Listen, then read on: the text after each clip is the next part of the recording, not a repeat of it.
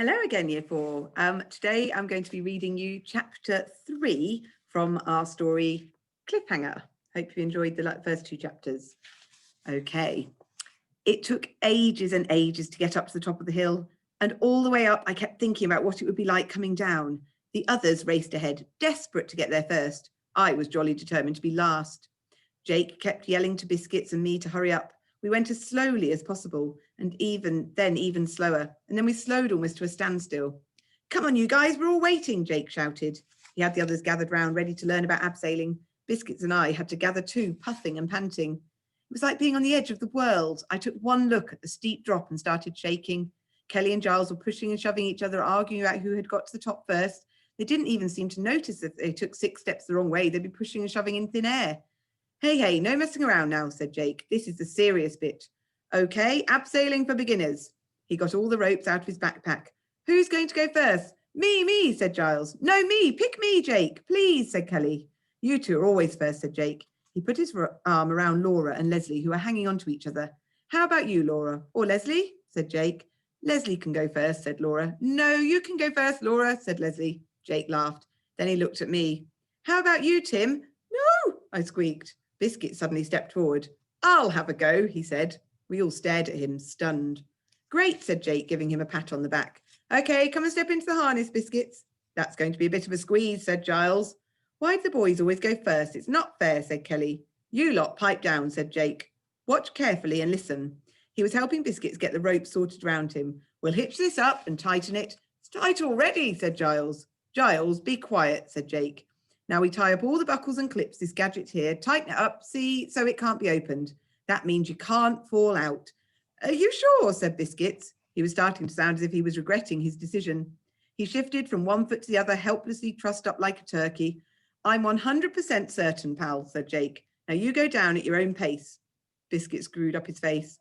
What if I get dizzy? Anytime you want to stop, you just pull the ropes apart. Okay? Now, I'll just secure myself right, and then we're ready for your big moment, Biscuits. Good luck, Biscuits. I think you're a hero, I said earnestly.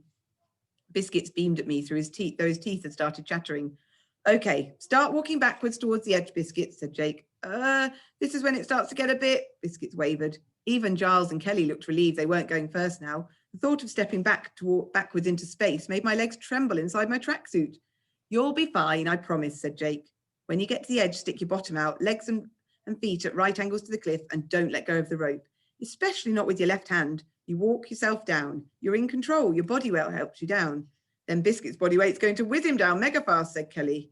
Be quiet, Kelly, said Jake. Come on, Biscuits, over you go. I'll buy you a chalky biscuit for going first, okay? How about a huge, great big bag of biscuits, said Biscuits. He started shuffling backwards to the edge, and then over it. That's it. Good boy, said Jake. Don't let go with your right hand. Down you go. Easy does it. Great, absolutely perfect. One foot after the other. Are you watching, kids? Biscuits doing a grand job. I couldn't watch, but everyone suddenly cheered, which meant Biscuits had made it right to the bottom of the cliff.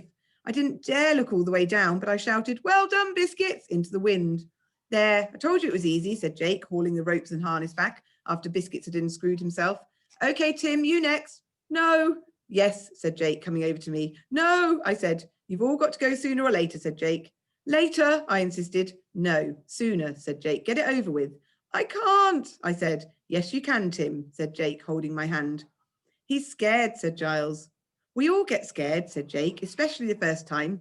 He bent down and looked me straight in the eye. But you'll see it's easy, Tim. Trust me. Now into the harness. I found I was being strapped in before I could get away. Jake was telling me things about this rope in this hand, that rope in that, but the wind was whipping his words away. I couldn't listen properly anyway. There was just this roaring inside my head. Don't let go of the rope, right? Said Jake. I felt as if my head was going to burst right out of my safety helmet. This couldn't be real. It couldn't be happening to me. If I closed my eyes, maybe it would all turn into a nightmare, and then I'd wake up in bed at home with Walter Bear. Tim, said Jake, open your eyes. Now your pal Biscuits is down there waiting for you. Come on, start backing towards the edge. I backed one step, then another, then I stopped. I can't. Yes, you can, said Jake. You'll see. Over you go. Don't worry, you can't fall. You just have to remember you don't let go of the rope.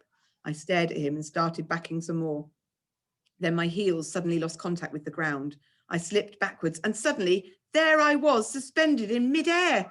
Help! I reached forward, desperate. I had to hang on to something. I grabbed at the rock. I let go of the rope. Suddenly I was sliding backwards, backwards, backwards. I screamed. I caught hold of the rock, though my fingers bent right back. I clung to it, sobbing. I heard them shouting up above me. He's fallen. He's let go of the rope. I knew he would. Trust Tim to blow it. He's stuck. Don't stop, Tim, Biscuits called from underneath me. I turned my head and tried to look at him. The whole world started swerving and swooping. Biscuits seemed a tiny blob, millions and millions of miles below me. I was hanging by my hands in whirling space. Help! It's okay, Tim. Don't panic, Jake called down. Don't panic, Tim. Don't panic, Kelly yelled. He's panicking, isn't he, Jake? Shh, Kelly, all of you. Just back off, eh? Jake said. Now, Tim, listen. You've let go of the rope. I know, but it's okay. You can't fall. You're safe, I promise. I don't feel safe. I feel sick. Well, you can get yourself down in a couple of ticks. All you need to do is grab hold of the rope.